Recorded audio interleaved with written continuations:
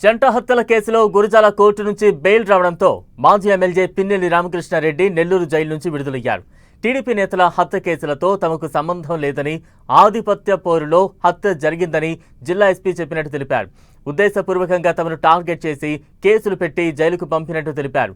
తమకు ఒక రోజొస్తుందని, ఈ కుట్రల వెనుకున్న వారిని చట్టం ముందు ఖచ్చితంగా నిలబెడతామన్నారు పిన్నెల్లి.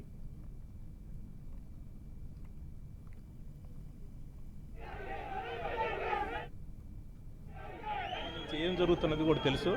స్పాట్ జరిగిన తర్వాత కూడా ఎస్పీ గారు కూడా మీడియా ముందుకు వచ్చేసి వాళ్ళ రెండు ఆధిపత్య పోరు, రెండు వర్గాలకు సంబంధించి వాళ్ళు ఇద్దరు తెలుగుదేశం వాళ్ళు చంపుకున్నారని చెప్పడం కూడా జరిగింది. కానీ ఉద్దేశపూర్వకంగా మమ్మల్ని టార్గెట్ చేసి అన్యాయంగా ఈ కేసులో మమ్మల్ని ఇరికించడం జరిగింది.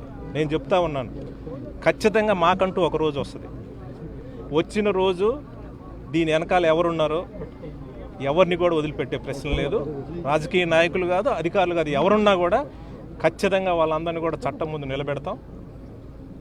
ఎవరైతే మమ్మల్ని మానసిక క్షోభ గురి చేసి ఈ రకంగా అన్యాయంగా కూడా మా పార్టీ పెట్టిన 15 సంవత్సరాల నుంచి కనీసం వాళ్ళ మొహాలు కూడా తెలియదు.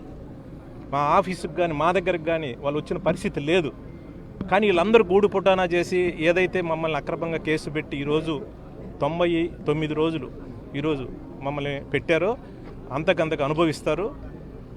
మా టైం కూడా వస్తుంది. మా టైం అయినప్పుడు మేమేదో చూపిస్తాం. ఖచ్చితంగా తప్పు చేసిన వాళ్ళందరినీ చట్టం ముందు ఖచ్చితంగా నిలబెడతాం. టోటల్గా